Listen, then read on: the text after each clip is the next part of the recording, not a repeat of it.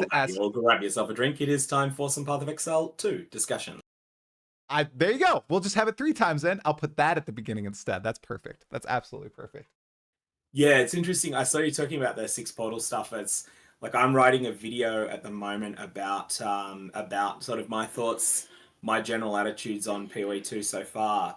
And it's one of those things where PoE1, 6 portals causes so many problems on bosses, but not having them also causes problems. And I actually think the real problem is not that they decided to go with 1 portal. The real problem is that they've made another design choice that interacts with that. That Ooh. other design choice is that drop rates from bosses are very high, and each attempt to get is hard to get to. Mm-hmm. Almost all my good loot has come from bosses. Almost all of my high tier waystones also come from bosses. So when I die before reaching a boss, or I just don't get to kill a boss in a map, oh, it feels like I've been set back a tremendous amount. And a Citadel is even worse because I feel like I might not be able to fight the Arbiter of Ash, and that's just disappointing to me. Yeah, I feel like it's one of those things where we have this PoE1 brain where we're trying to advance really fast because that's the optimal thing to do in PoE1, and I'm just not sure that that's optimal here, but Mm-hmm. everyone does it because it's what we're used to doing. Do you think they designed this as a different sort of curve when it comes to progression? We're used to fighting like, man, my typical run isn't the same as Ben's or probably even yours getting to the Searing Exarch and Eater of Worlds. It's much longer. But I've invested, we just looked on my character, my monk, 3 days, 16 hours on it already. I know I'd already have fought the Searing Exarch, Maven, all those people. Probably no Ubers, but at least those core pinnacle bosses, the tier 0 versions of them. And on this, I fought the Citadel, a 1 Citadel boss, a single time. Do you think that's their intent with this? Or do you think it's just, it was their first go at it? So here's another way to put that. When you were a brand new PoE1 player, how long did it take you to go from never having installed the game to having defeated whatever was pinnacle content, or like whatever was sort of a tier below pinnacle content at the time? Like, for instance, if you started when the end game boss was the Shaper, how long did it take you to get to the Phoenix? Yeah, that's a good point. I started in 3.8 Blight. I played through, it probably took me 60 hours to get through the campaign on a completely self-made build. I got to endgame right as ExileCon hit. I actually watched one of your videos. You were the first person I watched during your Oh, cool. ExileCon coverage. And I restarted in 3.9, of course, and that's when I actually tackled all the endgame content for the first time. So it was that unique era wherein a lot of people were tackling Cirrus and the rest of the Conquerors for the first time alongside myself. But I feel like my progression was actually pretty darn good that time. I'd say it probably took me 50 to 60 hours to down T8 Awakener Cirrus. But I still think the game was very different. I had already played on a witch and knew what the game was like. This is still a very new game, even though it Mm. has a lot of those classic Path of Exile traits contained within it. Yeah, I think the key thing is that, like, when you were brand new to Path of Exile, you were saying it took you 50, 60 hours to get through to the end of Act 10. Yeah. And that's sort of nowadays you're a bit more experienced than that, but you're 90 hours in and you've gotten through Act 6 and you've gotten, solidly into endgame, but not to the point of doing pinnacle bosses. I don't actually think that's all that different to your 3.8 experience, because I think it's reasonable to say that in 3.8 you were not yet a skilled player of the game. And I think that that's the case for everyone in PoE2, but we're judging ourselves as though we're veterans Right. because we're very familiar with PoE1. Right. And even that second character playthrough, which I've gone through a little bit on a warrior, I'm already zooming through the campaign. Where in that first run through, and we all know it, the Drowned City, we're like, oh my god, this is every league. This is going to be the new Val City. Okay, we're gonna spend 2 hours in just the Drowned City map. But already, I'm going through it a lot quicker, and I'm noticing all these different patterns, and I know who to kill, where to go, what to get, and I already know how to build my character too. I know what meshes together. Have you felt that yet, or are you still on character number one? I'm about to do a second character, but Ooh. I think like there's this perception that people that do YouTube related content for Path of Exile play the game an enormous amount. I feel like I played more when I was working 9 to 5 in aviation technical records than I do now, because I've just spent so much time writing guides and stuff like that. Well, I'm curious, Sirgog. So a lot of people are actually wondering, do you just love math? Do you do math in your professional work? Because a lot of the content that you create is very maths related and statistical, and it requires a lot of analysis and a lot of not crowdfunding, but a lot of people gathering a lot of data. And then you do such a great job of putting it into a presentation format and educating people. So is that just something you love to do, or is it something that relates to your professional work? So I have a maths background. Back like going back to high school, I was involved in the International Maths Olympiad back 98, 99. And then after that, sort of continued with maths through uni, but not at the level of becoming an academic. Okay. I think I just burned out on academia during my 20s and decided, nah, this is not for me. But I think there's this thing where partly intentional misuse of stats by bad actors infuriates me, and that comes up a lot. And then at the same time, you get a lot of things where people aren't intentionally misusing stats, but it also kind of irks me. Hmm. So there's this sense that I'll have where I'm like, I want to try and clarify things like, can you actually make a claim about something reasonably? And it's worth saying that with a lot of the big crowdsourced projects that have been done, some of them I was central to, like the drop rate of the div card from, like the one I was most central to was the drop rate of the div card for fracturing orbs in PoE1. Hmm. That was where I organized more than 20,000 maps and did all of the data sort of compilation for that. But most of the rest, I'm reporting on things that I've been a moderate scale participant in. The other thing I was pretty instrumental to was when we later reverse engineered the whole drop tables of div cards in PoE1. I remember that. It's the prohibited library, that Yeah, Discord that yeah, primarily does a lot of that stuff, and you work with them on it. yeah. And so like I've got a project that I've sort of started there that like kind of needs a bit more attention, but it's on exactly the Varlorb, what I term the Krangle Divine outcome, where Hmm. it what I suspect is going on is that firstly it apply one of the Varlorb outcomes, firstly it applies a Divine Orb to your unique item. This is only for uniques. Then it scales each numerical modifier independently by a factor from 0.78 to 1.22. But we're looking for some evidence that that's right. Yeah. And was that something you guys realized pretty quickly in PoE2 that something odd was going on with corrupting of unique items? I remember watching your first video on it, and it's you saying, "Oh my gosh, you're like divining these unique items." That's one of the outcomes. That's so crazy and powerful, right? It is very strong, yeah. So it was interesting in that my first impressions were wrong on that. I thought that it didn't divine the item first, that it Yeah. just scaled it by 22%. And then Waggle got on video evidence that it was also divining it because he put a Widow Hail, a low rolled Widow Hail, he veiled it, and it Krangle divined to quite a high roll, and it was more than 22% more than the original number. Then I started thinking, okay, let's look at some of the items that have unusual mods on them. And so Enfolded Dawn was the first one that came to mind. I think that's the name of the item, the 100 Spirit Chest, and it's always 100. There's no roll range on it. And then that made me think of Calm's Heart. And Calm's Heart, I highly recommend people have a look at the life rolls that are available on that when it's corrupted, because they tell a lot. Calm's Heart is the thing that has provided the most information on how Krangle Divining works. Okay. Is it because of the massive variances there on it in PoE2? Or Also, in PoE2, the life roll is always 1,000, oh, it's always 1,000. Oh my gosh.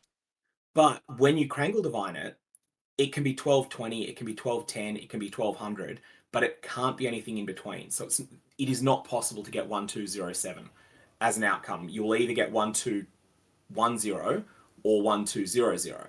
And so that was where I formulated my current hypothesis. Key thing is that we can't actually say it's proven yet. and Right. there's a bunch of coordinated vialing of life sprig. Just being very careful to rule out any reporting bias by getting people not to just go and report and vial 50 life sprigs without saying anything, then report the results, Right. because that tends to bias it towards people only reporting the ones that they think are interesting. We want the Okay. ones that are boring as well, and so for that reason, we're getting people to say in advance, "I'm doing this."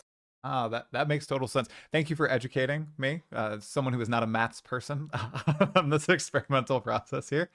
And since we're talking about Val Orb, corruption, and generally all things Val related, do you want to touch at all upon what has happened the past few days? The whole Val Orb controversy, the duping bug, and what was just actually fixed regarding the trial of the Sekima and Yeah, okay, duping so I'll be Temporalis? clear that I don't have full reproduction information on the exploit. Yeah, I have seen there are videos that people have done. I deliberately didn't put quite enough information into the video to definitely. reproduce the exploit, but to give people a sense. What was happening was that people were able to start a Trial of the Sekma run that was with the Temporalis relic, but without consuming the Temporalis relic.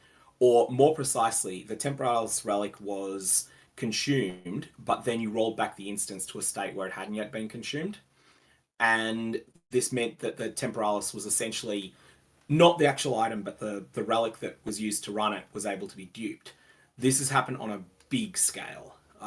It's probably the single worst economy exploit that either Path of Exile game has ever seen. Really? Dang And it, on top, Gog, you just took one of my future questions. There you go. and also on top of that, I believe there's pretty strong evidence that a bunch of basically Varlobs could be rigged by rolling back instances to before. Like essentially, it was like you had a time machine, Right. and so in a way, it's like imagine that you had a whole bunch of Hinakora's locks, if you want to use Path of Exile 1 Okay. terminology. Imagine you had an enormous stash pile of Hinakora's locks, and you could just use them over and over again on your ingenuity belts until you're happy with the result. That's ridiculous. And for PoE2 only players, Inakora's locks allows you to see the outcome of a crafting result on the item before you confirm said outcome. So that's essentially what this exploit was allowing players to do. And if anybody was wondering what that hotfix was earlier today, that was disallowing people from making new instances of the Trial of the Second Month. That's exactly what it was trying to solve. The duplicating of these uber powerful, uber rare. I don't know if rare is the right term, but just hard to get because you have to do the no hit run in Trial of the Sekima, and that's basically what it patched out today. Which Well, is essentially, it was what was being duped was not the success at the run. It was that you could make additional attempts at the no hit run. Not even oh, just one per relic. You could make like if you got a relic, you could just use it an unlimited amount of times. So you still needed the capacity to execute the no hit run, uh, but and so like a whole bunch of people that are no hit runners are going to get permabans over this, and they'll get permaban from deserved. PoE 1 and 2 as well. Totally So this deserved. end up being something that'll have quite an impact even on original sin in PoE1, I reckon. Oh, most definitely. I didn't understand. Okay, so people were essentially just creating like 50 instances and then zooming through all these instances and getting a bunch of temporalises essentially on its successful run. Yeah, and let's say you only complete 15 of them successfully. Mhm. Well, that's fine. Whereas like previously the relic I think before this exploit was like 65% the price of the actual item. So if you were a 75% success rate on Temporalis runs, then you'd be making currency out of doing it. If you Wow. were 50%, you'd be losing currency by attempting it. Whereas with this exploit, if you were 30%, you were still spending nothing each time you tried it, just a bit of time. 100%. Yeah, that makes a lot of sense. And people are bringing this up in the chat. Just to be devil's advocate, do you think grinding your games is going to ban people on this? One, because it's early access and there's going to be a ton of crazy bugs that occur. And two, maybe the use of it was so widespread that this would be banning a substantial chunk of the population. Now, I know my opinion, but what's yours on this? It's going to be a tiny number of players. This is going Oh, to you think so? be dozens Yeah. of people. And yes, they have a long history of permabanning for things like this, and it will not be a you are banned but you're allowed to make a new account in the future. It'll Yeah. be we will use everything. We will add everything that we know about you to an internal blacklist of people who are never to be allowed back into the game. Same as people that do credit card fraud on GGG. They get Right. blacklisted as well. They'll be on the same blacklist as the people at credit card fraud, GGG, Ah, or the people that make death threats to staff. right. Those sorts of people. If you've been doing this exploit, you're gone. You're in that list. I clap. The full force of the New Zealand military. It's going to come down on you. It's going to say, you are out of here. You're done. No more Path of Exile 2 for you. Better luck next life. But man, you stole my question. I was going to ask, what is the craziest exploit in the economy that you've ever seen? But this one you think is so crazy that it is the craziest you've seen in all your time in Path of Exile 1. Now, do you think that it merits a league reset or a new economy in the game this early into the early access date? We're a month in. The next content update's probably going to hit, I'd say, March. I think some people are saying February, but if they're going to launch a new PoE1 league in February, I don't see a new PoE2 update hitting until like late March. Do you think we should restart things or add a new league for people who want to engage with the economy in a good faith way? So I think that there's a couple of different things to mention here. Um, I think the best solution is to up the drop rate of the Temporalis relic now, so Ooh, that it is the relic, not the actual complete item, but the relic itself. Raise that to the drop rate that's the same as I think it's called Against the Darkness, the Watcher's Eye sort of vague equivalent jewel. I got that one. That I think if you were to temporarily up the drop rate of the Temporalis relic to that point, that will undo a lot of the damage the exploit's done, in the sense that it will still be like you'll still be able to get Temporalis. It was always skill gated, so it'll still be skill gated, and it's a ridiculously hard challenge. I've certainly never done a no hit run of the Sanctum in either, and I think it's easier in PoE1 than PoE2, and it's really hard in PoE1 as well. Oh yeah. And so, yeah, I would say that that's the solution to this. But this is not the extent of it. There's also been all of the Varlorb exploits. There's also been a whole bunch of things with lesser currency that I kind of don't want to give full reproduction details on, because I don't Right. think the patch covered them. Like, people can probably figure out some of it, but there's a whole bunch of other item duplication stuff going on.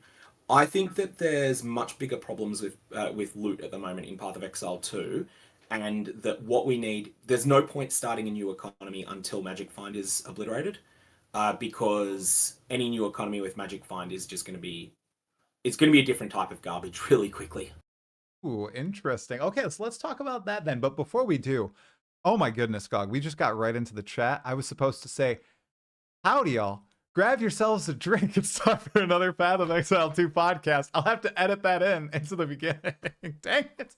Well, Crap. It's okay. So, on the economy and Magic Find, I've listened to your opinions a few times on Magic Find. What is your current solution to the crisis that has enveloped everything? I see you Crip released a video on it the other day, I think yesterday. Everybody's talking about what to do with Magic Find and how it completely changes the game. I tend to agree with Crip that right now the game feels very good on SSF, but then I feel like I just need to participate in trade to get a little bit more progress once I've stalled out and everything. But what do you think on the Magic Find debacle? What do you think your solution or their solution should be?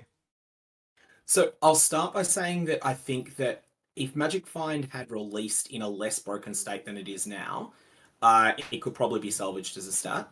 But for the moment, I think any nerf Groninger Games does to Magic Find as a player stat. So whenever I talk about MF here, I'm only talking about increased item rarity that applies Right. to the player. Okay. Any nerf they do there, people won't trust that it's enough to fix the problem. So I think it's kind of similar to for people who play PoE1, Calandra League. Calandra League was an example where Groninger Games made a number of changes to loot. And one of the central ones was that they moved a lot of loot from regular monsters, and particularly from league specific monsters, into rare monsters. and they added a bunch of RNG procs to those rare monsters, and they were things that could be incredibly synergistic with player-based Magic Find stats, which in Path of Exile at the time was increased item quantity as well as increased item rarity. And so you'd have a situation where you'd encounter some rare monster. You would know in advance before you slayed it that this is going to have unusually high loot. And if you killed it without Magic Find, you might get 3 Divine Orbs, 3 Exalted Orbs, which in PoE1 are as rare as Divines, and 7 Chaos Orbs.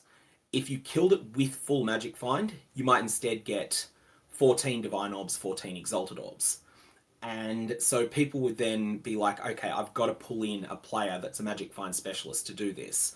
And that gameplay loop was so bad that that basically the player base said, yeah, fix this or we're not, or we're not coming back.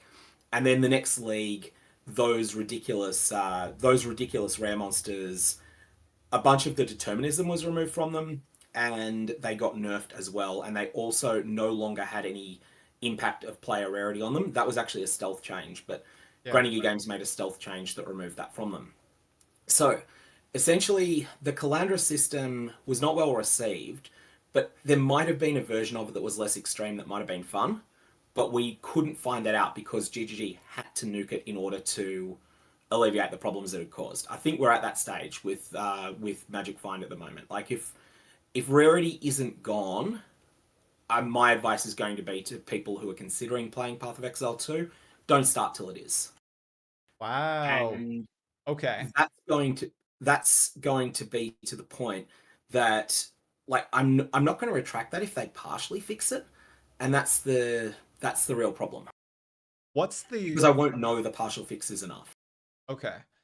So, and you're clearly talking about magic find on gear, not necessarily boosts from the Atlas passive tree or from waystones and the like, just on gear, like rings and boots and That chest is correct. pieces. I'm 100% fine with it being available as an effect on monsters. Like there's a hidden, I think it's 2,700% rarity bonus on unique monsters. That's a good thing.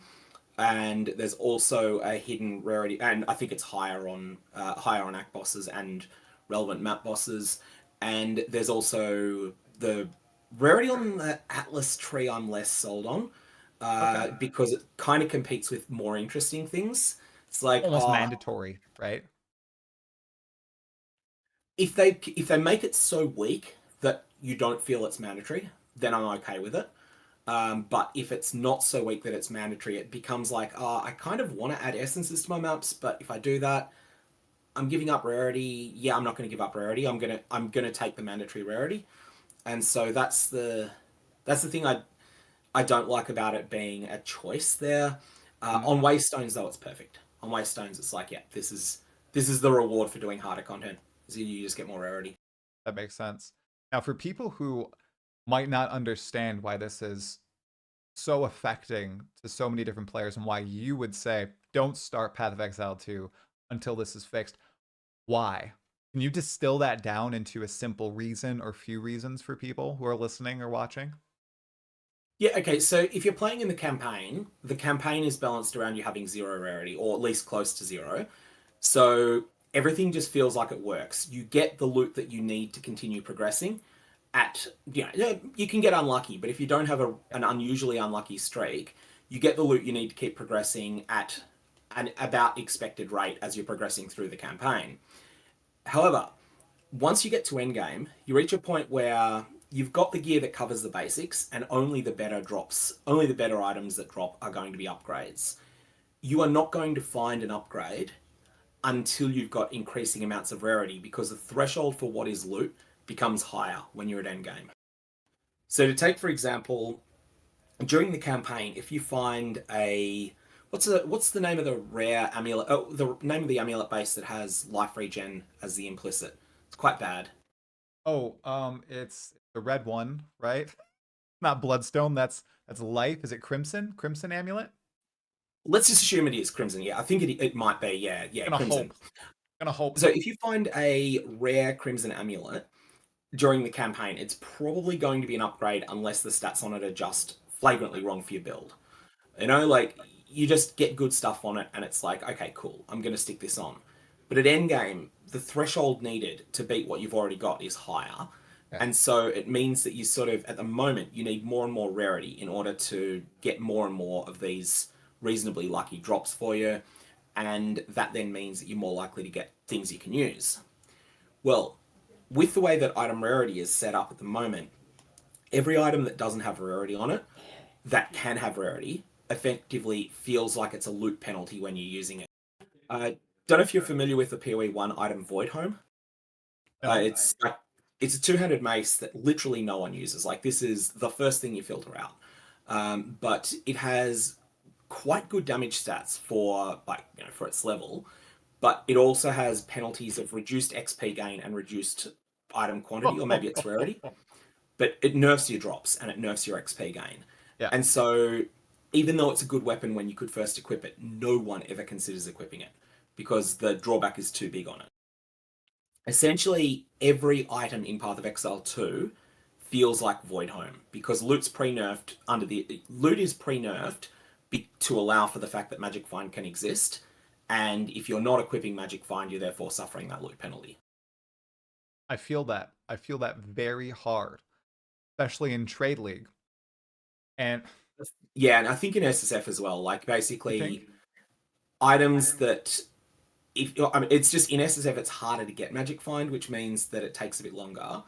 But yeah, it's noticeable that actually hardcore is where it's having less effect Yeah. because in hardcore people are less confident to wear Magic Find gear, and as a result, you see there's more build diversity in hardcore than there is in softcore at the moment. In softcore, everyone's pivoting over to things that can use the Mahoxidal Shield socketed with Soul Cores that grant rarity. Uh-huh. In hardcore, including hardcore trade, people don't feel confident to use the Mahoxidal Shield, and as a result, you're seeing more build variety there. Right. And that's Melee, my of all things, is more common in hardcore than it is in SC. that's crazy. See, my wild solution, GOG, is they maybe they don't need to fully remove rarity. I'm I would be shocked if they fully removed it. If they left it on items like Ventor's Gamble, gold amulets as implicits, are you fine with that? You know, certain uniques, or are you saying just nuke rarity from orbit, gone? I would have been fine with leaving it on limited spots before before the debacle that it's become in the last couple of weeks, but Interesting. now I think do you like do you trust this stat? You've seen how bad it is when there's a lot of it. It might jump the shark again later, Uh huh. and so yeah, I'm just of the opinion just nuke it from orbit, replace it on item. Like ultimately, I'd rather it was replaced without legacy versions as well, so that people that don't want to repeat the campaign can play in a healthy economy. Yeah. But because I think it's going to really break things if that they're going to need to remove the pre-nerfing of loot that Magic Find masks in order to make the game feel good without Magic Find.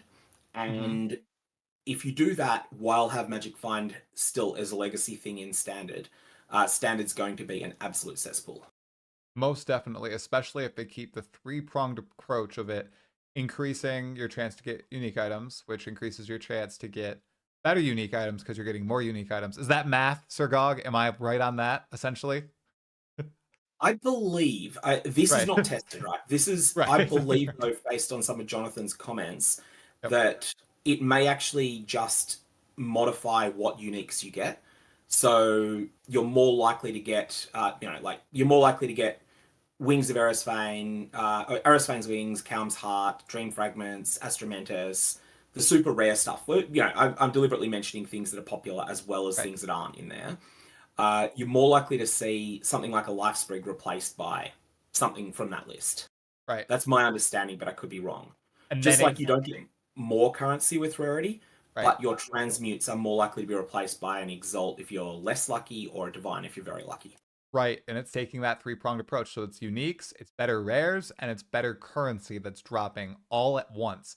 And I Yeah. never participated in any Magic Find strat in PoE1, but rarity in PoE1 only affected unique drop chance, right? Or am I totally off base on that? Okay, so Calandra League, it affected Everything. currency, Yep. it affected certain rare monster conversions. It actually still affects some rare monster conversions, Oh, but okay. they're just not very important ones. Right. So we go in PoE1 at the moment, currency. You know when sometimes you kill a monster and it explodes into a whole bunch of different currency? Mm-hmm. If you get primarily socket modifying stuff, so Jeweler's Orbs and Fusing Orbs, that was one particular type of explosion. Likewise, if you get alchemies, things that you can get from vendors, so alchemies, transmutes, and the like, um, that explosion changes with that specific one changes with rarity, but not Right. by very much. The one that provides modifier modifying currency, so divine orbs if you're lucky, chaos orbs if you're a bit less lucky, that currency conversion no longer considers player rarity.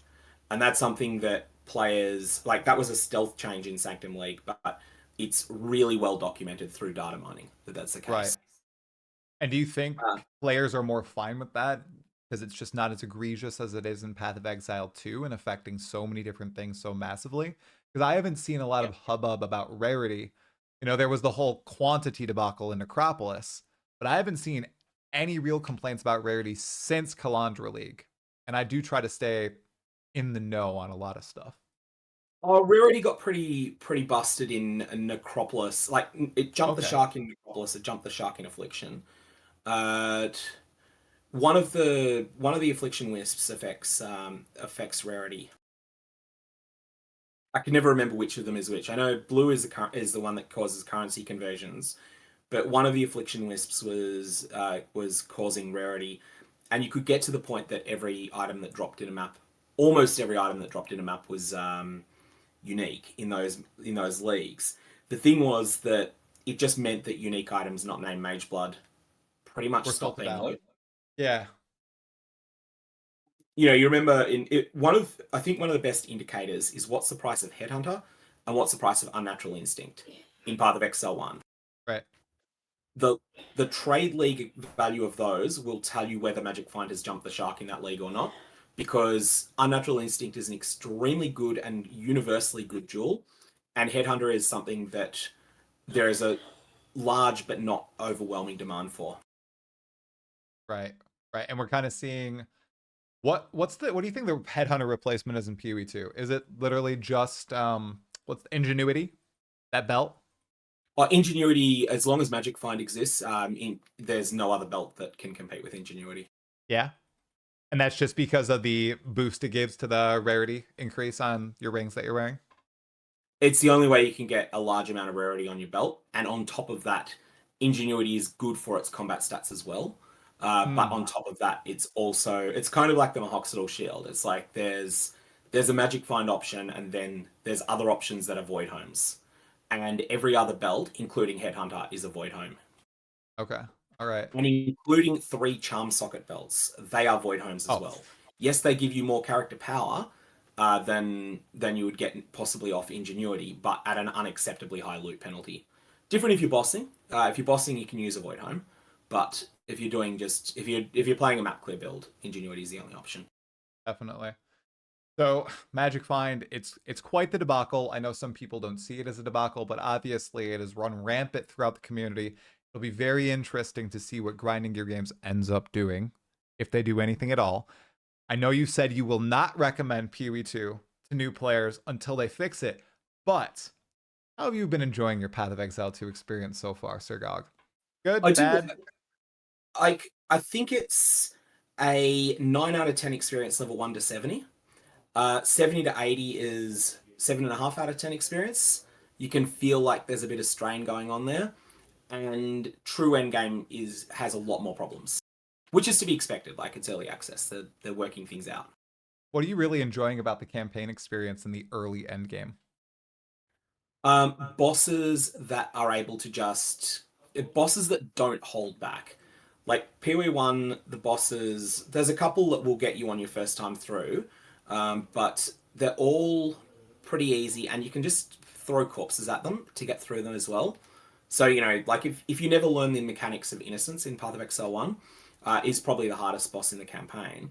If you don't learn the mechanics, you can just keep going it back in there, and the only thing that Innocence regains is just his energy shield back each time, and that's only in line with like the hit points of a tankier than usual white monster. Yeah.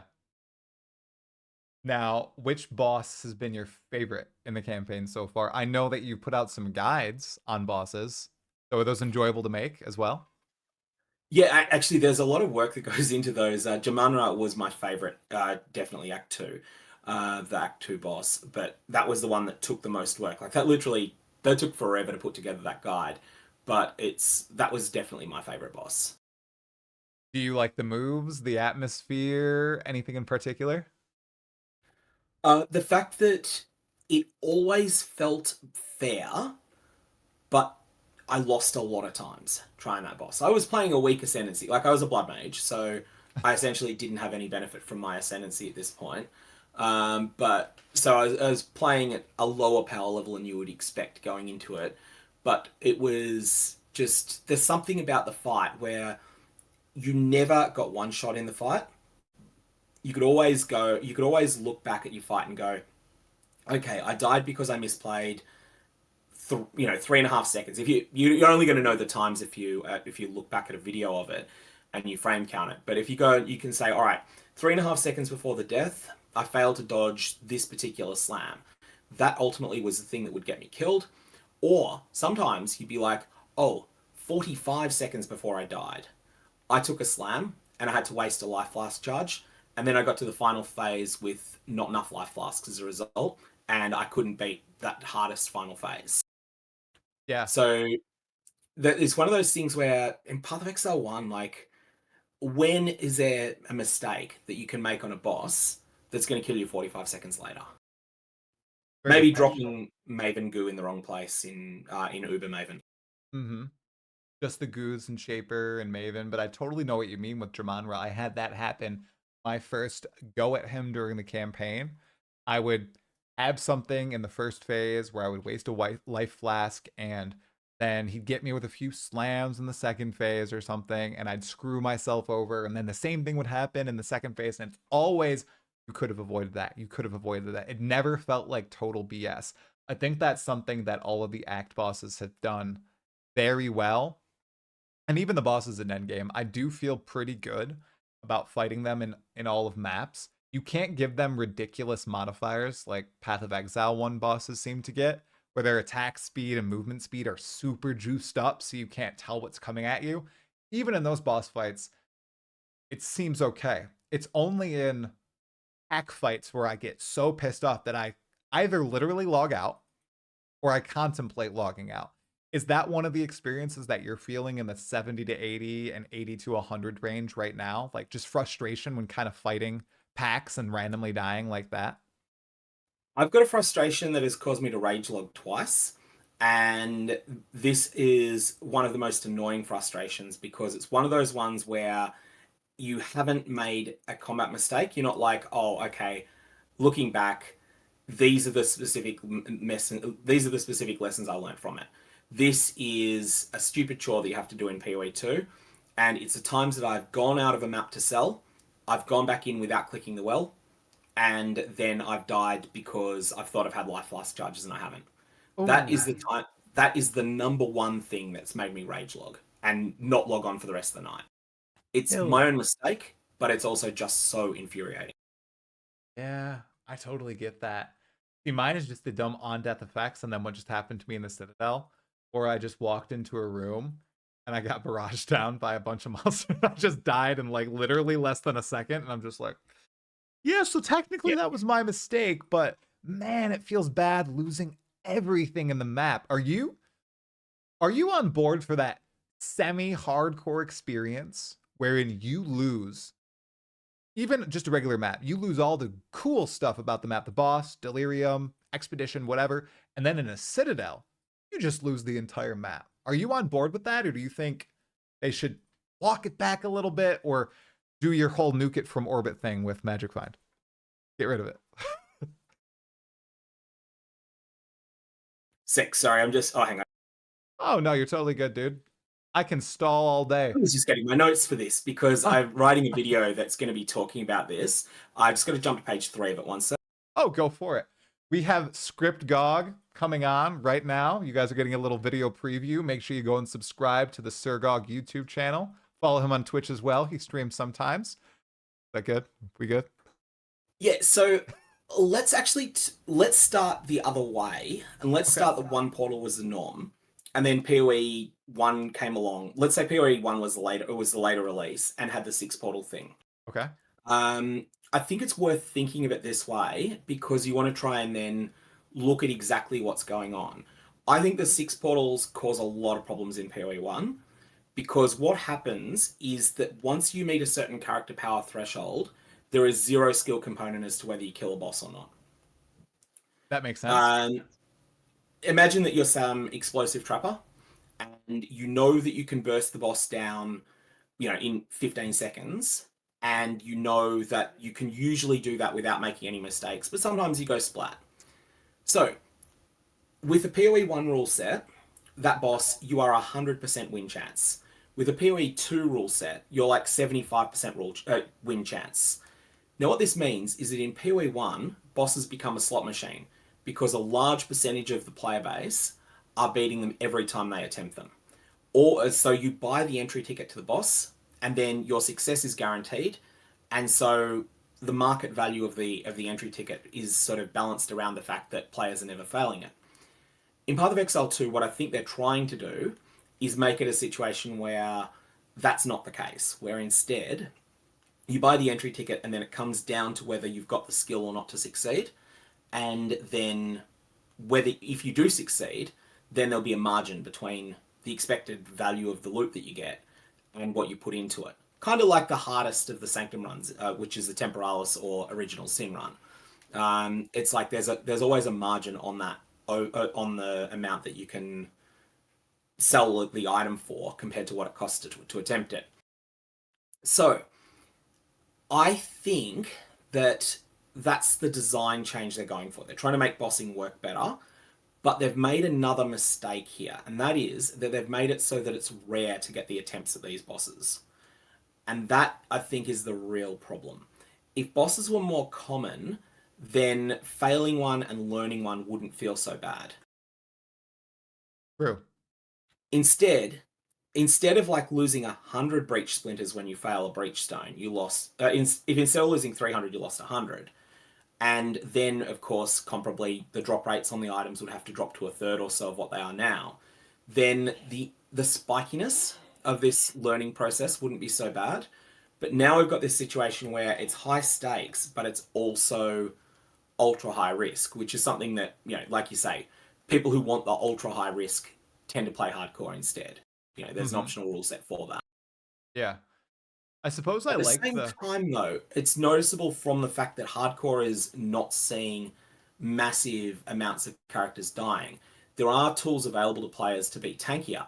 The thing is, what are you doing at the moment? If you're playing in softcore, do you invest in magic find stats or do you invest in additional defense? Well, one of these choices is wrong, and that is investing in defense. And then this ends up making things feel worse because you're dying to one-shots, but you're dying to one-shots because that's the way that there's more loot. Because you've got magic find in your gear, and so, yeah, okay, you lose the odd map here and there to a mistake. But I feel like you can't fix the... You can't really test how the one portal mechanics play until you've nuked MF. It all comes back to magic find. I knew you were going to tie it in a nice bow, Sirgog. Come on. Very, very good. I think you're also very correct that the rarity of the bosses, unrelated to increased item rarity, the rarity of the bosses really is what hits home to me. Because when I try a boss, I've only fought one Citadel boss, but I just failed the Citadel without fighting the boss. I died to trash mobs. So I feel like there's a variance that's too high there. Because I don't know when I'm ever going to find that next Citadel or be able to fight that next cool boss. That sucks. In Path of Exile 1, they had it down pat. They had a good system in place that was deterministic for the core bosses. You knew when you were going to fight that next boss, even if it was, like you said, a slot machine. You're pretty bang on right there. Even in Path of Exile 1, a lot of the time, you were better off just selling your fragments, which sucked. I still killed the boss because I liked fighting the boss. It wasn't a slot machine for me. I was very weak on all my characters. I just like that experience. In the Path of Exile 2, that pathway isn't even there, and I just want it to be there. Ugh. Frustrating. Yeah, I think it would be a lot more interesting if things were less rare. And the other thing I think they've gone with is that in PoE1, it's often like one boss per 28 maps. It seems to Yep. be their core philosophy. It's not always exactly that, but if you think like with Eater of Worlds and Searing Exarch, it is exactly one per 28. But if you think in terms of like, let's take Uber Cirrus, for example. For Uber Cirrus, you're running your tier 16 maps. Occasionally you get a 17 to drop. I think you get like a 17 every 40% of the time when you're running a 16 or so, maybe a bit less than that. Depends on your exact Scarab setup. But then you go and you run your 17s. Your 17s are more of an effort. You might fail them every now and again. But then when you do beat one, you get something like a quarter of the access key to your next Uber Pinnacle boss, and you can target specific ones somewhat. You know, if you want to, if you wanted Uber Cirrus specifically, you can target him somewhat by choosing which 17 to go for.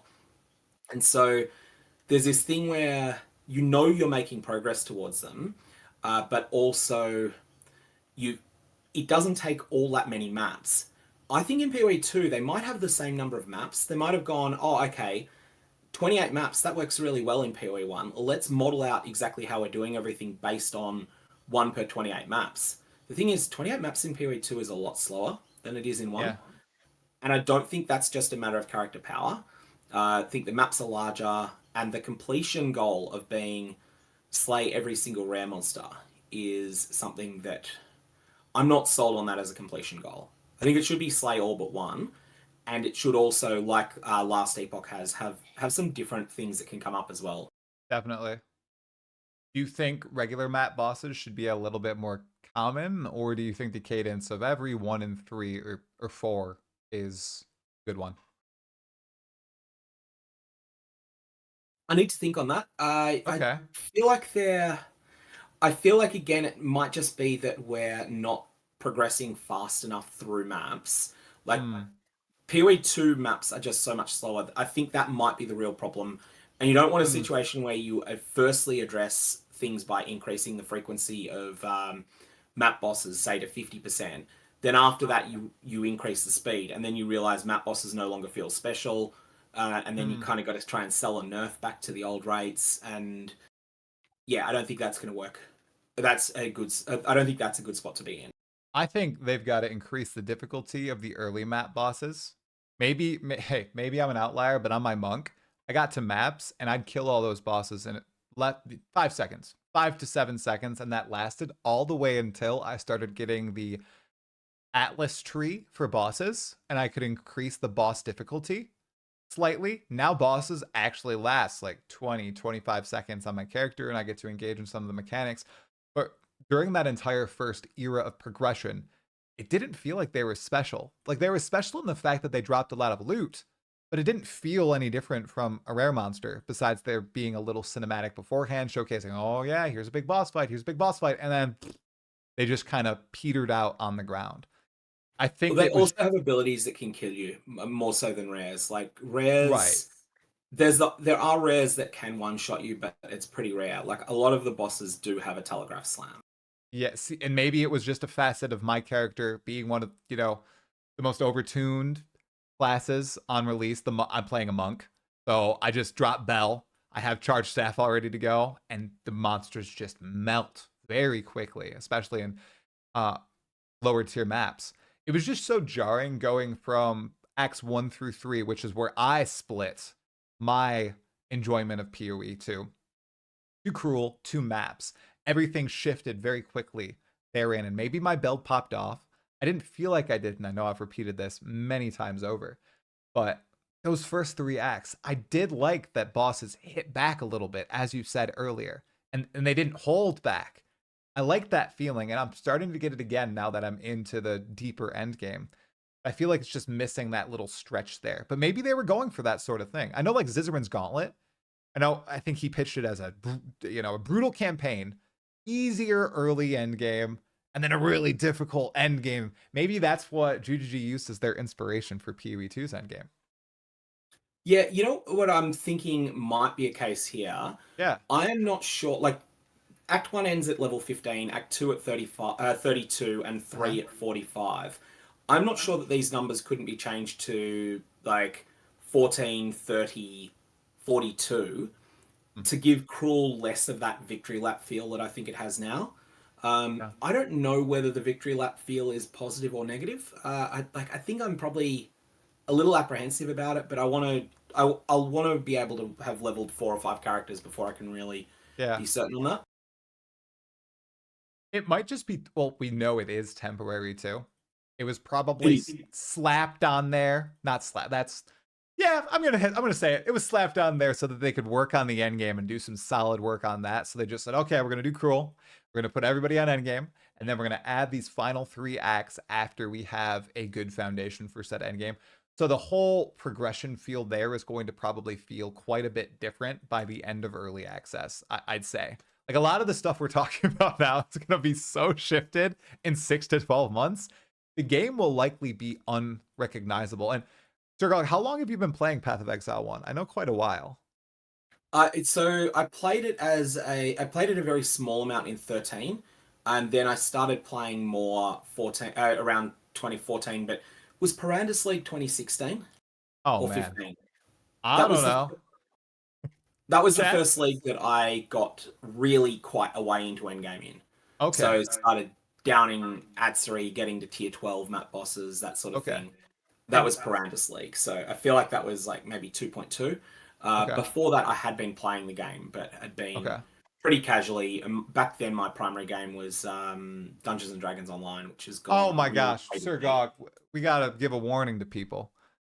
Dude, that was my primary game too. I know we've talked about this very briefly, but that is the game I played from 2008 to 2012 when Guild Wars 2 came out. So 2008 was that was like the Shroud was new, wasn't it? Uh-huh. Yep, yep. The Twilight Veil, the Shroud. Oh, green steel weapons. Oh my gosh. I love that game. My wife loved, she's sitting over there. We played that game together all the way through. Oh, dude. I was in a top tier raiding guild and everything. Oh, what a game. What a game. I Yeah, love I that led the game so first much. completion of highest difficulty Fall of Truth Oh, when that came out. oh, really? Um, I mean, granted, it was on the test server, but Okay. yeah, we Still, developed the first strategy that won on that. that's awesome. I remember downing Vault of Night for the first time and killing Vela. I don't know what I it was just such an epic feel walking through the portal and coming into the, like, I think it's called the plane of night, and seeing like all the different planets and moons everywhere. It was Mm. such a cool environment, dude. They killed it on that game. I'm so disappointed that it, like, there's not a new version out. I know they're still developing it. My brother plays on, he's a VIP, and I guess they do seasons now, like hardcore The seasons, and that's hardcore where seasons, everybody yeah. plays. Yeah. Have you tried those? Nah, it's like I found that like there's actually it was DDO that I learned this lesson from. That Oh, once you start seeing pay to cheat mechanics in a game, yeah. it's time to get out. And Yeah. DDO was very slow about introducing them. Like it's one where early on, I mean, they always sold mana pots in the store, which like I guess what would you say is a Path of Exile equivalent? It's like maybe a mass cooldown refresh that was like Yeah. 20 cents to buy for Uh, an instant mass cooldown refresh or something like that. right. Like there was just all these things that would just give you a sizable boost The manuals, I in remember. there. But then they jumped the shark. I think the time at which I was like, okay, I'm not spending more money on this game was the first time they sold +3 tomes in the store. And then I Yes. was like, oh, okay. They promised not to sell raid loot in the store. Now they're selling the second top tier of raid loot at the time in the Eh, store. And it was like, and it wasn't just the, like when I say second top tier, it wasn't just the second, the stuff that was like recently obsoleted. This was the stuff you were chasing out of that second rarest tier. Yep. Like it was the stuff that was, yeah, that left a foul taste in my mouth. I remember getting a +4 charisma tome on my favorite soul. Oh my gosh. Oh, what a day. What a day. Yeah, if that ever happens in Path of Exile, that's true pay to win, you guys. Not pay for convenience. It's not any. They have you Yeah, looked recently? They are selling all sorts of stuff in the store. yeah, But people are eating it up. Like they have the what would Chris Wilson say? 10,000 players. That's all you need to run a game. I think they have that, and that is what they're doing. They're just like milking the game out, releasing steady, okay content updates, keeping the game running. yeah. And the other things that I think were really clear with that game, because like it's quite a useful like sort of example of the way that people often talk about the slippery slope fallacy, but Dungeons and Dragons Online was the slippery slope example, and that it's not usually a fallacy. It was just the way that it was done so slowly and subtly. Yeah. Yep. Yeah, I hope it never happens to another one of my favorite games. I've been safe so far. That was the last one. I actually stopped playing that game because I had a game-breaking bug where all my epic destinies were deleted and support Oh, turbine wouldn't and I maxed out the character, dude. All epic because back then, or I think yeah, when it was first introduced, you could level up all the epic destinies to max on one character. It felt really good, and that was like a multiple TR character too. All deleted, and I was like, support, can you guys, give me back my epic destinies? And they're like, no, I'm afraid we can't roll back in that manner because of X, Y, and Z. And Guild Wars 2 released like a week later, so I was like, whatever, I'm gonna go play Guild Wars 2. And then I never really came back to DDO again because my character was yeah. bricked.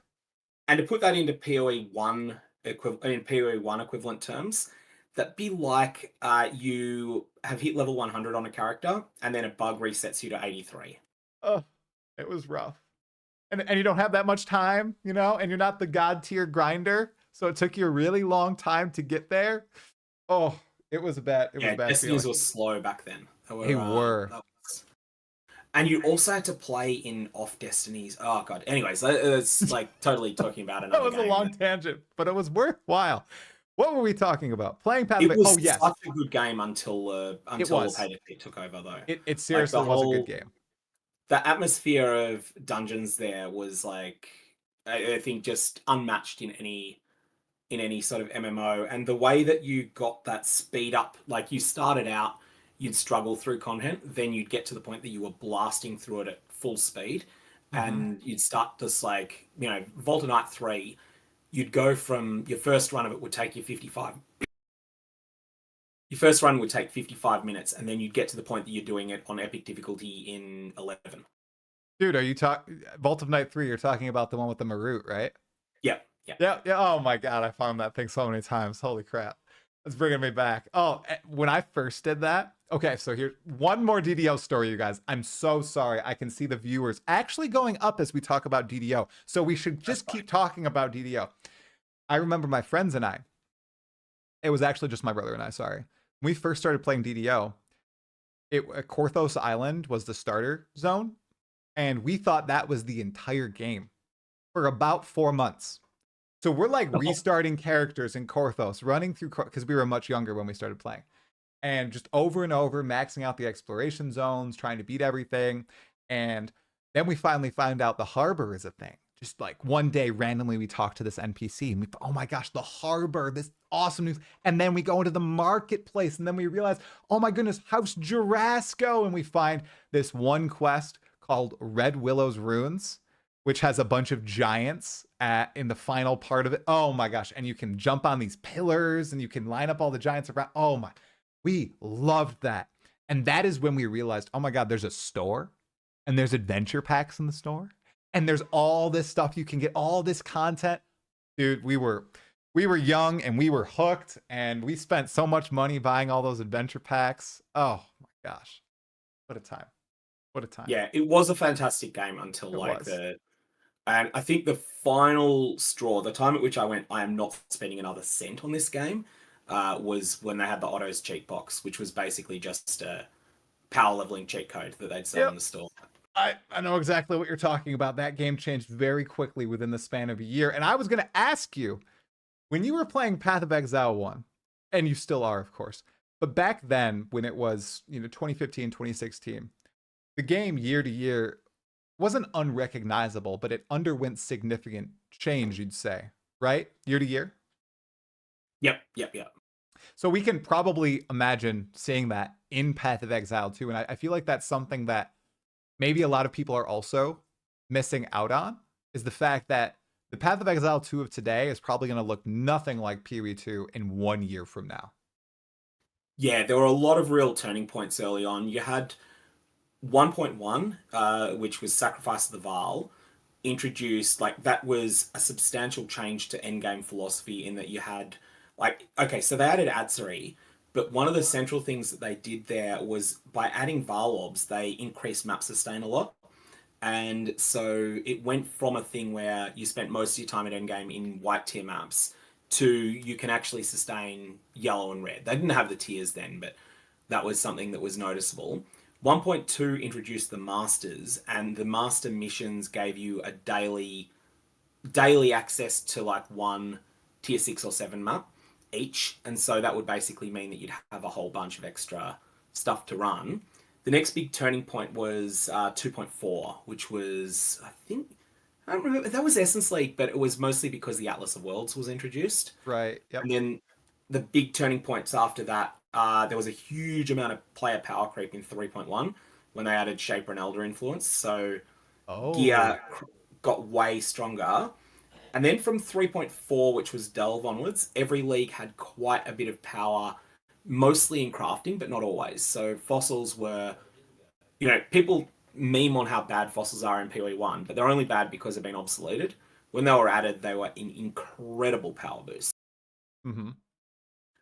And then, okay, they have been nerfed a little bit since, but the core functionality still remains. And so there are a whole bunch of things like that.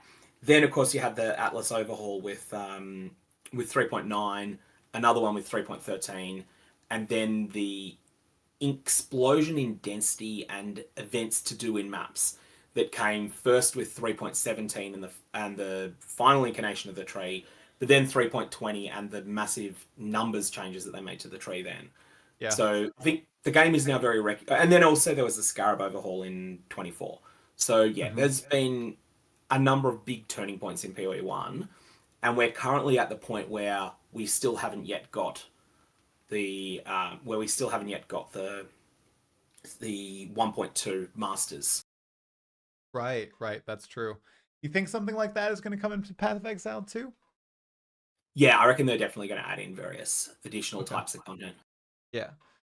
So what is there any one particular thing that you think would just click into Path of Exile 2 very easily and help players throughout the game? I'm talking about, maybe an intro quest to crafting, maybe just another crafting system. We've had a lot of debate about adding the crafting bench back into the game and whether that might be better than runes. I'm very anti-rune. I'm not sure what your stance is on the topic, but I'd love to hear it. Runes are different to the crafting bench. I think, Yes. because they push items beyond their normal limits. Like in PoE1, the crafting bench takes some of the power budget of the item and gives you agency over it. Whereas in PoE2, it adds to the power budget of the item. Hmm. And there's like, I think that runes except in 2 items. There are 2 exceptions to this: Mohoxdor's Machination and Moroya Invictus.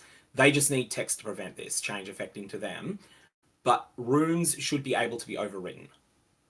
Yes. So if if I've got a lightning resist in my boots from a rune, I should be able to overwrite that with fire resist. But Mohoxdor's Machination and Moroya Invictus, I'm fine with those having an explicit exception saying you cannot resocket runes in these. Yeah, I think that's a good idea.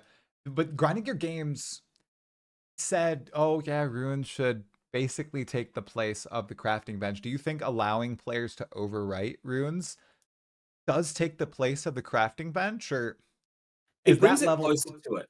The way It that I does. was thinking It about does. this, because actually in that write up of that video that I was doing, I'm I sorry wanted for to do a spoiling lot that of video. thinking. I'm so sorry. No, no, no, that's fine. I'll spoil it here. That the thing that I was thinking, Path of Exile 1 does not have any doesn't have any equivalent of bind to character from a game like World of Warcraft. Okay. What bind to character does is you sabotage the resale value of an item in order to get a character power boost for yourself. Now, although it's not as strict, socketing a lightning resistance rune into your boots feels like that. It feels like equipping a bound item, It but does. only at a certain percentage because you're sabotaging the item's resale value in order to get a short-term boost to power. Now, I don't like that, and that's why I think they should be able to be overwritten. Um, and the but then there's also the fact that it's pushing things beyond their normal limits rather than just providing agency over them. I think I would like to see some sort of changes there, but I kind of want to test it with the rune system as it is, but with the ability to overwrite. I think Right. things will feel a lot better. Yeah. The other thing I want to see is some sort of RNG, but directed crafting, which we don't really have at the moment. Mm-hmm. And what I mean by that would be something along the lines of a Harvest. Chaos Orb that reads the following: uh, removes a mod at random from an item, adds a mod at random from an item. Fire modifiers are more likely to be chosen for both removal and addition. Mm. So bring harvest back in a Oh way. no, this is not harvest. This is something it's more likely to be chosen, which Okay. is basically the text that's used on fossils in PoE1 to mean 6 to 10 times as likely. Okay. So the idea being here that if an item you're likely to just simply you'll often remove and re-add the same mod with this, but Right. you kind of have to test this because there's a potential for it to be too strong. But the fact that it's removing what it's adding is then putting a bit of a limit in how deterministic it can be, and it also has the possibility of removing one of the other mods that you do want to keep on the item. Uh. Because one of the things that GGG have done with PoE2, in PoE1, there's only a certain number of item slots. Some of them are going to be made up from loot you find on the ground. Some of them are going to be made up from items that you craft from scratch. And essentially, every buff to crafting is a nerf to every item on the ground because they're Yep. competing with them. Every Mm-hmm. buff to items on the ground is a nerf to crafting. GGG and PoE1 have had an approach of let items on the ground be trash. Let them simply be nothing relevant at all once you're in red maps. And because of that, they've been able to give crafting a lot of power. In PoE2, they've decided to go the other way. They want items on the ground to remain looted all the time, and so they then have to nerf crafting to make that a reality. Right. Well, I feel like you can possibly find other ways of doing this. Anyways, that'll be something I'll go into more in that video once that I've sort of Okay. written up notes for, but I haven't got around to recording it. Yeah, I think there's a good middle ground that they should be able to find there. Because you can still want players to pick items up, but then be able to do something with them besides RNG Fest once you have them in your inventory.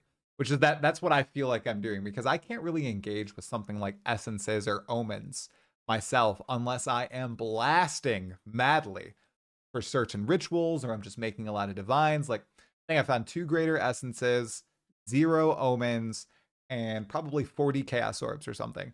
I can't really engage in a lot of the crafting systems that way if I really wanted to. So just more accessibility for crafting in addition to good items dropping. I think it Yeah, sounds easy. Obviously it's going to take more work on their end, but I think finding that sweet middle ground is the best way to go about it. yeah. Here's another thought, right? What would Yeah, you think of this? Now, you played Last Epoch? You have, right? I have. Yep. At least to low corruption Yep. greater rifts, or Yep. Monoliths. yeah. Yep. Yeah. Okay. So what this means is you have this sense that with Last Epoch, you have extremely deterministic crafting up to a certain power level, like up to 20 total tiers on your gear, like 5, 5, 5, 5. Yeah. When I say extremely deterministic, it's like each individual attempt that you make might only be 1 in 8 to get there, but you can easily make 8 attempts before the time you get to your first greater rift.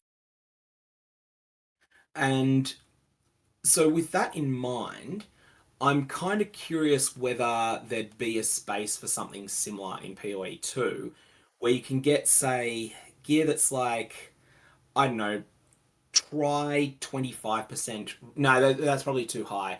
Try 20% resist on a helmet with two other mods on it, two other mods that you've got some degree of agency over. Yeah. Um, I'm curious how, like, so it's a rare item that obsoletes everything except well-rolled rares, but well-rolled rares crush it. I guess Goldrum sort of is an example of that already, and Goldrum's like something people are genuinely equipping for quite a while in PoE2. So yeah, I'm kind of curious how something along those lines would, if you had some way of crafting something that's Goldrum level or even a little bit lower tier than Goldrum, how I'd that would all feel. Yeah, I'd also love to see. I don't think Path of Exile 2 does this. Maybe it does exist and I haven't seen it. Last Epoch has tiers that you can only get from items rolled on the ground, which is awesome. Yeah, Yep. So is it exalted in Last Epoch, right? yeah, and those tiers, I think it's not clear to people. Like if people aren't familiar with Last Epoch, these are massively higher as well. Yes. So if you had to say if the tiers were 2, 4, 6, 8, and 10 for the versions you could craft, Exalted tier 6 would be 15, and Exalted tier 7 would be 20. It's a lovely feeling. I feel like they should put that into PoE too. It's such a win because it's such a feel good moment, and it is that lottery moment that they always want to spew throughout the game. So I know that they were trying to do that with the tier 5 items. I think those are pretty common at this point, and they still don't have the, oh my god, I totally got a GG item. I've picked up tier 5 items and it's like, what? That's your tier 5 item, GGG? Come on. It doesn't even have good rolls on it. Maybe it doesn't have light radius, but it doesn't have like the best mods. Seeing something with, that example is great. Max tier, let's say it's tier 10, that you can craft on it normally, and then you get a T16 item. Like, oh, it's just such a mind blow. I love that. Yeah, I'd be open to trying that. I feel like it's something that's hard to walk back if it plays badly. League mechanic, maybe? Yeah, maybe put it in one slot. I reckon, and actually put it in the Ah. belt slot because the belt slot has ingenuity there as well at the moment. Ah. No, again, actually no, ingenuity is the only viable belt while Magic Find exists. So here we have this problem again. But like, okay, yeah, let's say that you fix that. Let's say that you fix the Magic Find problem. Then at that point, I think it'd be quite interesting to see what exalted items would feel like if they were Yeah. done like that. Oh my Um, gosh. Magic Find, man. Oh. you'd have to make it though, so Yeah. that Omen of Whittling cannot apply to them. What's the whittling one? Chaos Orbs. It's the one that's super deterministic Chaos Orb one. The Okay. removed mod on a Chaos Orb is always the lowest tier mod. Yeah. They're That they're at sounds a powerful. price where like you can only use them like this. They're more expensive to use than fracturing orbs are in PoE1, but closer to fracturing orbs than Henalox in PoE1. In Interesting. terms of their price, like they're cheaper than a fracturing orb in terms of the amount of divine orbs they trade for, but they're also something you spam on an item. Right. Right. The fracturing orb is 25% to get your result that you want, whereas whittling you can use a lot more. But they're not as expensive. They're not as exclusive as Hingerlock crafting is in PoE1, but they're more exclusive than fracture crafting. So they're pretty rare, but they would have to have some sort of nerf applied to them to make them not work with exalted items. You'd also have to have that's the other thing. You probably also would have to have the sinistral annulment and dextral annulment omens also be watched as well. Hmm. Yeah, it would have to have some restrictions on it. Otherwise, people are going to make some busted items. Absolutely. Now, Gog, you have a lot of knowledge on all these different high tier crafting methods. Are you participating on this or just doing a heck of a lot of research? Like on Reddit, I'm just on YouTube? researching. I You're haven't got the researching? capital in game to do any sort of high end crafting. How is your blood mage going? I know you said that's what you started. I presume you're still on because you said you were about to start your second character. Yeah. Is it So going my okay? approach has been I am playing suboptimally because I'm trying to stick with something to fix a few problems with it, just to see if I can get it into a solid spot. I have seen other people have solved the blood mage. There are a couple of quite solid builds going around for it. There's the Dead build that I saw Alan put together on Mobalytics recently that felt like it was Ooh. really good. And there was someone else had something that jumped out at me. Oh yeah, it was a Sanctum Specialist. Oh, X okay. class Sanctum Specialist build. It was capable of mapping, but it was absolutely sublime at Sanctum. Oh, really? I saw a cool mace build, two-handed mace, ignite, bleed, blood mage build. It was very interesting. So That sounds cool. that does sound cool. I don't know if they're in the chat. Scorewin was using it about a week and a half, 2 weeks into early access, and it sounded cool.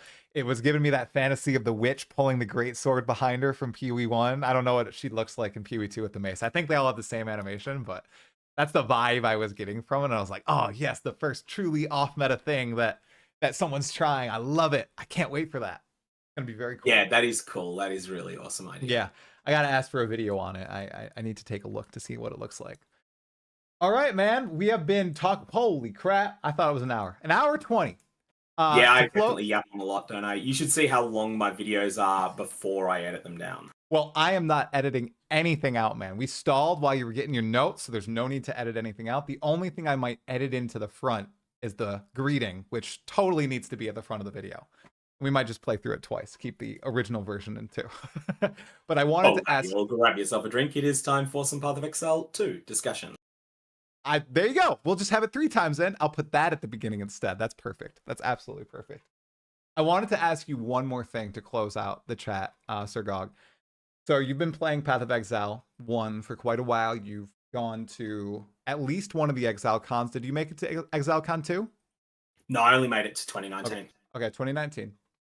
I was curious, could you share with everybody watching, whether in the live chat or on the VOD, one of your favorite Path of Exile moments, in-game or out of game?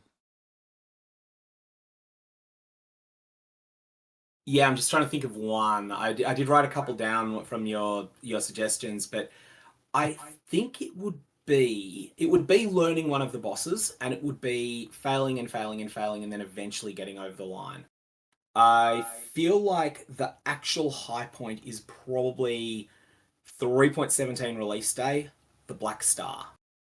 Went into it completely no knowledge of how the fight works. That is a chaotic fight, and I was on a late blooming character, and so I didn't have very much character power. And I think when I actually did succeed in beating the fight, I think it took like maybe 8 or 9 astral avalanches that give you a bit of a sense of the length of the fight. Whoa. And it was just so much fun to just try and work out everything about that fight. Now, the more efficient thing would have been to power up my character a little bit more first, go get another 2 gem levels, go get a 6 link, all those sorts of things. But I was like, no, this does not feel unbeatable. And so I just kept going, all right, I'm going to try it again. I'm going to try it again. I'm going to try it again. I think I 6 portal failed 7 attempts at it and then got it on the 8th. And that's like being the tier 11 one. All you need to do is just do another tier 11 map to get another try. That was probably my high point. Other real high points have been close though. Jumanra in the Abomination in Act 2, lots of failures on that. Viper Napa, is it Napatazi? Viper anyway, in Act 3. Yeah, I don't know. In PoE2 was another PoE2 high point, and Uber Elder in PoE1 was another real high point as well. Did you Learning beat that. Uber Elder in Bestiary when he first came out? No, I didn't until Synthesis. Synthesis. Okay. That probably felt really darn good then, because that fight is. I mean, you understand both unique fights so well, but then going in and combining them, it just feels so different, man. I don't know how else to describe it. When I beat that for the first, it's so hype. It's so hype. It's such a well-designed encounter because, like, you can see that there are mechanics that the Shaper doesn't use, in particular the Shaper, because he's the more dangerous of the 2 bosses. Oh yeah. There's mechanics he doesn't use in the Uber Elder fight because they wouldn't be fair there, like Bullet Hell, and then obviously Bullet Hell is in Uber Elder, but it's a nerf Bullet Hell in Uber Elder. Yeah. I wonder when they were designing those fights, do you think that they designed them initially to play with each other, or do you think that was an idea that they had when designing Bestiary and they're like, oh my gosh, you know what we should do? Put the Elder and the Shaper in the same arena. We should do that. Do you think they were thinking about that while designing them or no? I think they designed the Elder that way. I'm Yep. less certain about the Shaper, but Elder, they definitely were like, yep, we're going to design this with that fight in mind. Because remember, it only came out a league later. Yeah, 1 league later. And he has all of his abilities in the Uber Elder fight, right? You missing anything? I think so. No, he doesn't have his. He doesn't have the one that sharply constrains your movement until the Shaper appears and lets you free of it. Right. Man, what a fight. What a fight. I can't wait for that time in Path of Exile 2 where we're getting those end game fights every league. Oh my gosh, dude. That's going to be crazy. Oh, I lied. One more question, Gog. Do you think that there is ever going to be that legendary 4.0? Because I remember the first time I watched your videos, you were doing it was like the vertical phone screen at ExileCon. You were like, howdy, everybody. You know, we're here at ExileCon. We're waiting for 4.0 announcement. It's very hype, very excited. And I was like, what the hell is 4.0? I just started playing this game. What are these version numbers? What's going on? Do you think that's ever going to happen in Path of Exile 1? And if so, what is going to be the stamp on it? Like, this is 4.0 Exiles. This is why we're calling it PoE1 4.0.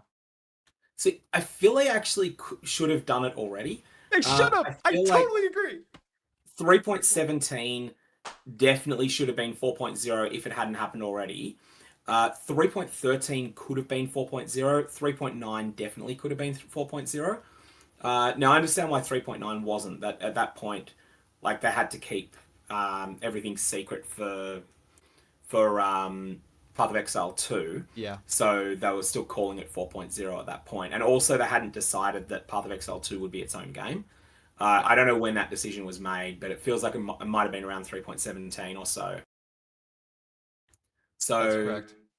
Yeah, like I think that the fact that they didn't make that decision is the only reason that for a while is the only reason we haven't had it yet. And as for when, like, I wouldn't be shocked if we don't get a 326 if we get a 4.0. Really? And that is like has a bunch of extra end game content, but I also wouldn't be shocked if we don't. So are you on the forever in the 3.0 era of Path of Exile 2 train? Or Path of Exile 1? Shoot, I don't know what I'm saying anymore, man. It's too late here. Yeah. Like I feel like if the next time they want to make any significant changes to the Atlas in PoE1, they could call it 4.0. Okay. Especially given that now I don't think PoE1 is attracting all that many new players. So gloss ups of the earlier parts of the game aren't as important. Whereas like 3.0 was called 3.0 because it was the transformation from Beataxe 1 to 3, then do it again on Cruel, then do it again on Merciless. Sorry, it was 1 to 4 at that point. Beataxe 1 to 4 on Normal, then Cruel, then Merciless.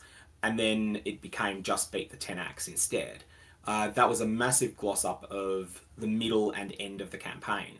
And then 4.0 doesn't need to be a gloss up. The campaign's not in a great state in Path of Exile 1, but it's also not something that is in a terrible state either in the same way. Mm-hmm.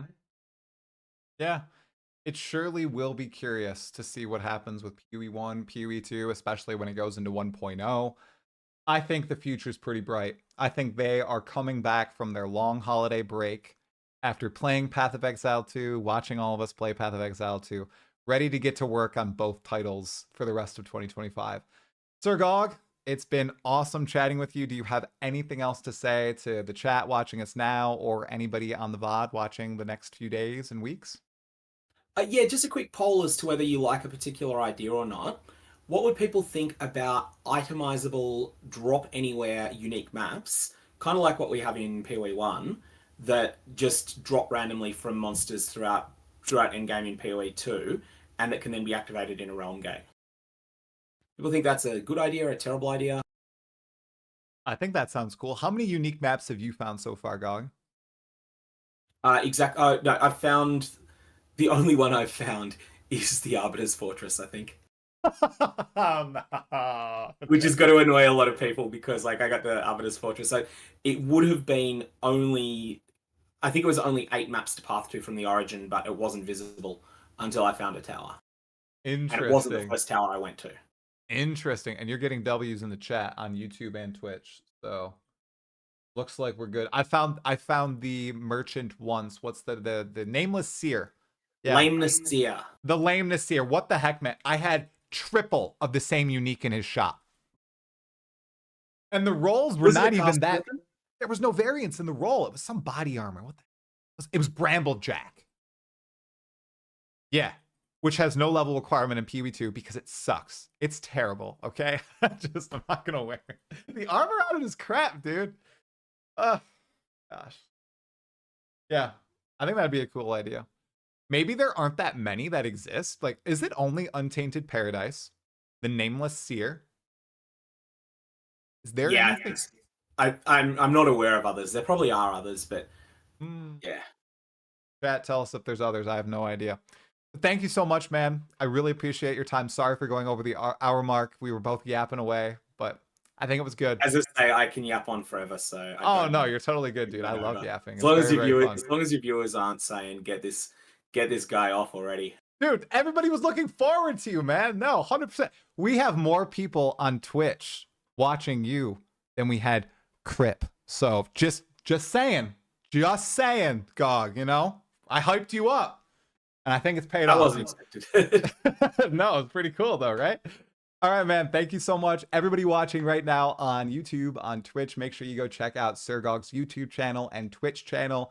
He puts out excellent content. I consume it every single time it comes out, and you should as well. Everyone who made it this far into the video, make sure you subscribe to my channel as well and like the video to spread it to more people in the algorithm. Thank you so much for watching, and I will see you in the next podcast, everyone.